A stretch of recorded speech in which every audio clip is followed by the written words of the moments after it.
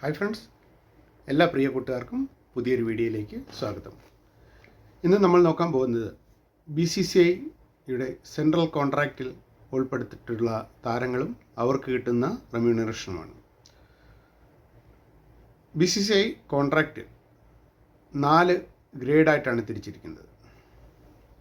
First A+, grade A+, grade A, grade B, grade C, ഇങ്ങനെ 4 തരത്തിലാണ് BCCIയുടെ contract തരംതിരിച്ചിരിക്കുന്നത്. Grade എയിൽ ഉൾപ്പെട്ടിരിക്കുന്ന താരങ്ങൾ ആരൊക്കെയാണെന്ന് നോക്കാം. രോഹിത് ശർമ്മയും വിരാട് കോഹ്ലിയുമാണ് ഗ്രേഡ് A+ലുള്ള മെയിൻ താരങ്ങൾ.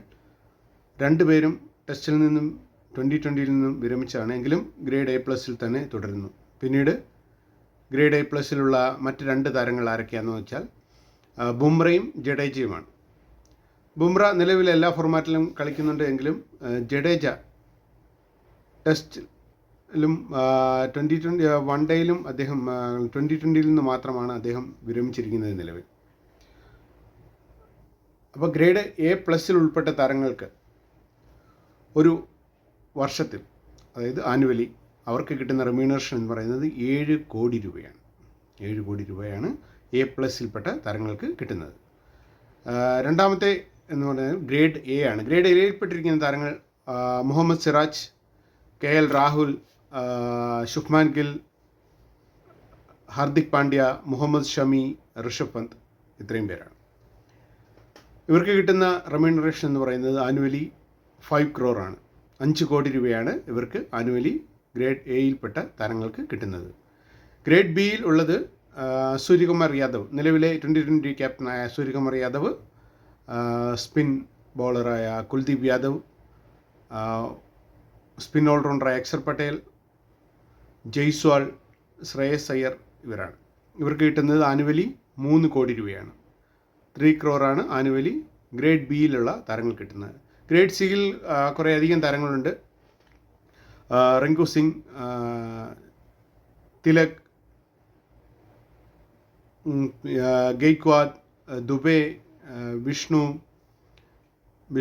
രവി ബിഷ്ണോയി, വാഷിംഗ്ടൺ സുന്ദർ, മുകേഷ് കുമാർ, സഞ്ജു സാംസൺ, അർഷ്ദീപ് സിംഗ്, പ്രസീദ് കൃഷ്ണ, രജത് പടിത്താർ, ധ്രുവ് ജൂറൽ, സർഫറാസ് ഖാൻ, നിതീഷ് കുമാർ റെഡ്ഡി, ഇഷാൻ കിഷൻ, അഭിഷേക് ശർമ്മ, ആകാശ് ദീപ്, വരുൺ ചക്രവർത്തി, ഹർഷിത് റാണ, ഇത്രയും പേരാണ് ഗ്രേഡ് സിയിൽ ഉൾപ്പെട്ടിട്ടുള്ള താരങ്ങൾ.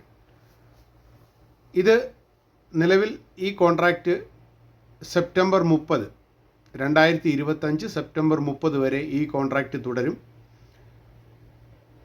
ഈ ഇയർലി ഉള്ള റെമ്യൂണറേഷൻ കൂടാതെ, ഇയർലി റെമ്യൂണറേഷനാണ് ഞാൻ ഈ പറഞ്ഞ ഗ്രേഡ് A+ൽ 7 കോടിയും, ഗ്രേഡ് എയിൽ 5 കോടിയും, ഗ്രേഡ് ബിയിൽ 3 കോടിയും, ഗ്രേഡ് സിയിൽ 1 കോടിയും റെമ്യൂണറേഷനായി കിട്ടുന്ന. കൂടാതെ പ്ലെയേഴ്സിന് ഓരോ മത്സരങ്ങളിലും, അതായത് ടെസ്റ്റ് മാച്ചിൽ, ഒരു സിംഗിൾ ടെസ്റ്റ് മാച്ചിൽ ഫുള്ള് കളിക്കുന്നവർക്ക്, ടെസ്റ്റ് മാച്ചിൽ ഉൾപ്പെട്ട താരങ്ങൾക്ക് കിട്ടുന്നത്, ഇന്ത്യയെ പ്രതിനിധാനം ചെയ്യുന്ന ഇതിന് വേണ്ടി അവർക്ക് കിട്ടുന്ന മാച്ച് ഫീ എന്ന് പറയുന്നത് 15 ലക്ഷം രൂപയാണ് ഒരു ടെസ്റ്റ് മാച്ചിന് കിട്ടുന്നത്. വൺ ഡേയിൽ അത് 7 ലക്ഷമായി കുറയും. ഒരു ദിവസത്തെ കളിക്ക് വൺ ഡേയിൽ കിട്ടുന്നത് 7 ലക്ഷം രൂപയാണ്.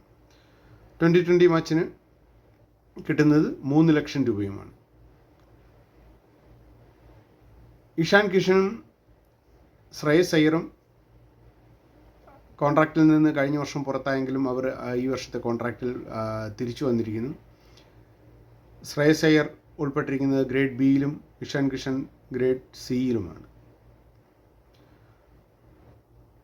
ഇനി വരും അടുത്ത പുതിയ കോൺട്രാക്റ്റിൽ എന്തായാലും ശുഭ്മാൻ ഗില്ല്, ഋഷഭ് പന്ത്, ഇവർക്കൊക്കെ പ്രൊമോഷൻ കിട്ടാൻ സാധ്യതയുണ്ട്. അവരെല്ലാം ഗ്രേഡ് ചിലപ്പോൾ A+ലേക്ക് ശുഭ്മാൻ ഗില്ല് മാറാൻ സാധ്യതയുണ്ട്. മറ്റുള്ള എടുത്തു പറയേണ്ട ഇതെന്ന് പറഞ്ഞാൽ യശസ്വി ജയ്സ്വാളും അദ്ദേഹം വൺ ഡേയിൽ അത്രയ്ക്ക് കാര്യമായിട്ട് അവസരങ്ങൾ ലഭിച്ചില്ല എങ്കിൽ പോലും അദ്ദേഹം ടെസ്റ്റിലും 2020 നല്ല പെർഫോമൻസ് കാഴ്ചവെക്കുന്നുണ്ട്. അദ്ദേഹത്തിനും നല്ലൊരു ഗ്രേഡ് ബിയിൽ നിന്നും ഒന്നുകിൽ ഗ്രേഡ് എയിലേക്ക് പ്രൊമോഷൻ കിട്ടും, അല്ലെങ്കിൽ ഗ്രേഡ് A+ലേക്ക് എത്താൻ ചിലപ്പോൾ കുറച്ച് സമയം കൂടി എടുക്കുമായിരിക്കും. ജയ്സ്വാളിനും ഗ്രേഡ് എയിലെത്താനുള്ള സാധ്യതയുണ്ട്. Okay guys, bye. പുതിയൊരു വീഡിയോയുമായി വീണ്ടും കാണാം.